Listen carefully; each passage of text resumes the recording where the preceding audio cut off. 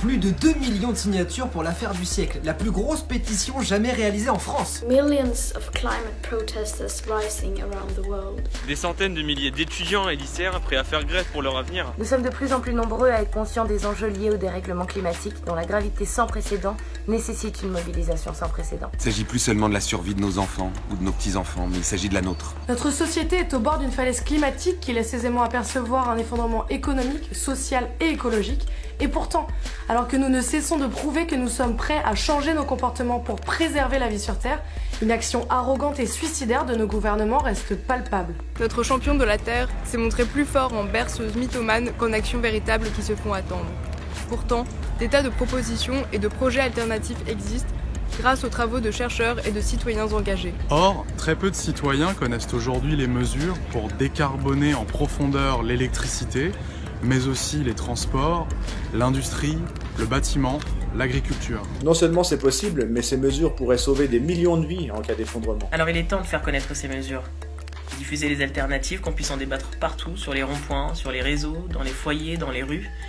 Les citoyens gilets jaunes ont su montrer la voie vers une évolution démocratique et citoyenne, sachant ensemble montrer à nos politiques qu'ils doivent aussi faire face à leurs responsabilités écologiques. Alors voici déjà quelques mesures qui permettront de réduire drastiquement l'empreinte carbone d'un État. Sortir des énergies carbonées pour privilégier celles de la mer, du vent, du soleil, tout en adoptant d'autres systèmes qui consomment moins d'énergie. Relocaliser et orienter notre modèle agricole vers une réduction des protéines carnées et aller vers beaucoup plus de biologique et de permaculture. Appliquer des taxes carbone aux frontières à travers d'un protectionnisme solidaire pour mettre fin au grand déménagement du monde et des marchandises. Réorganiser les réseaux de déplacement vers des offres de transport en commun accessibles à tous. Appliquer une règle verte, c'est-à-dire l'interdiction de prélever davantage à l'écosystème que ce qu'il est capable de supporter. Révolutionner le monde du bâtiment par l'utilisation de matériaux locaux, stockant du CO2, évitant climatiseurs et chauffage. BTP, bâtiments travaux publics, doit devenir bois terre-paille. Toutes ces mesures seront très difficiles à mettre en œuvre parce qu'elles touchent directement de gros intérêts financiers court-termistes, mais surtout parce qu'elles remettent en question le fondement même de notre système économique, le capitalisme. Les puissants nous feront croire que la solution réside dans des comportements individuels, alors qu'il existe des solutions concrètes et surtout collectives qui permettraient d'accélérer largement la vague de conscientisation citoyenne sur laquelle nous surfons. Une prise de conscience populaire est nécessaire afin de forcer nos gouvernements à agir.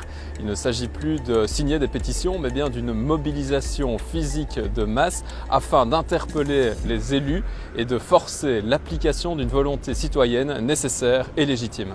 Le capitalisme mondialisé est une maladie qui peut nous emporter.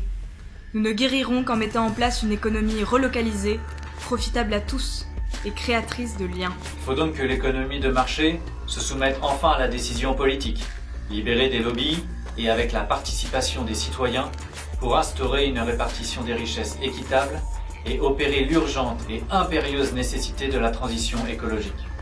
C'est pour cela que nous appelons à participer en masse à la journée de grève mondiale pour le climat du 15 mars 2019. Le lendemain 16 mars, nous appelons à l'union des rassemblements climat et gilets jaunes sur Paris. L'avenir de chacun d'entre nous est en péril. C'est donc maintenant qu'il nous faut agir, car demain, il sera trop tard.